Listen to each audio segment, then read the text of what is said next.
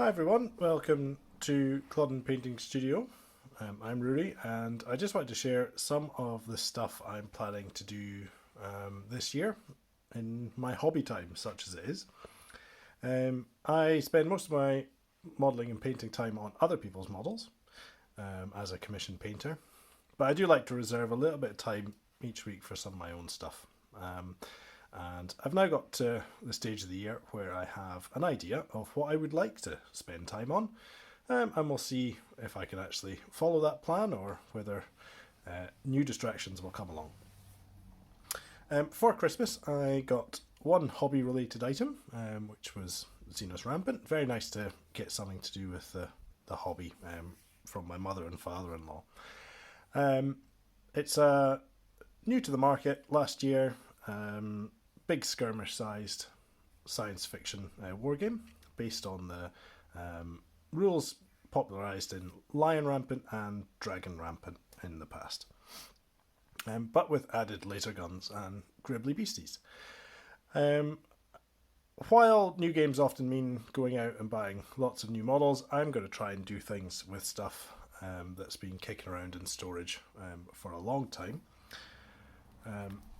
20 years ago I was playing this Warhammer 40,000 3rd edition, and I still have quite a few models left over which I'm going to give the light of day to.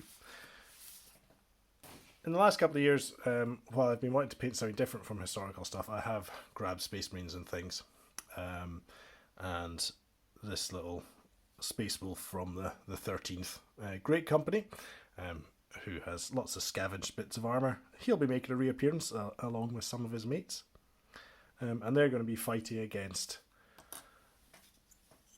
a bunch of mutants.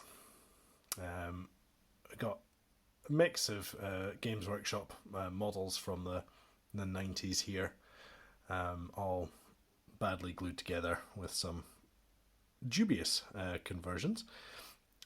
Need some putty to sort these out, but I have them to hand and they should be nice and quick to paint up for some games. I also have a big lump of metal here,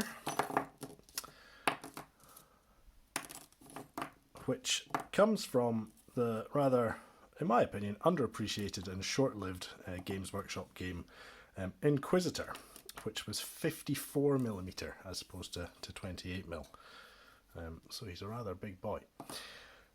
I played a lot of Inquisitor, in fact long after it stopped being published by Games Workshop.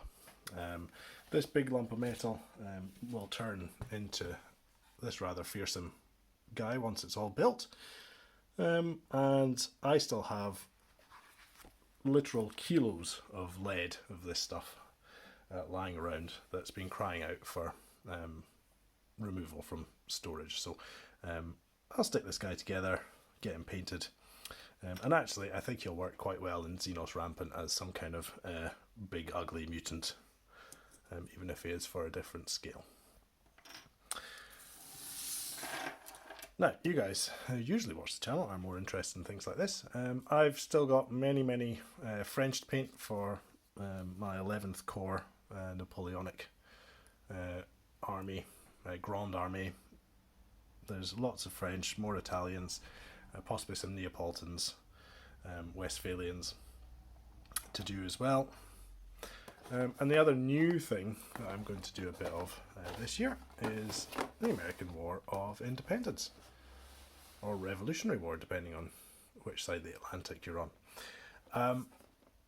These Perry miniatures are nice to put together. I really love the Continental kit because it's got such a variety. You can make militia troops from it. You can make Continental line and some of the state units as well. There's a wonderful painting guide in there that the Perrys have put together. I'm going to be looking at the New York campaign. Battle of Long Island is going to provide the order of battle for what I'm doing. It's 1776, so fairly early on in the wars. So that's a rough idea of what I want to paint this year for myself. No doubt other things will come along and try and steal the limelight. The pile of shame doesn't ever seem to get any smaller, always just grows a bit.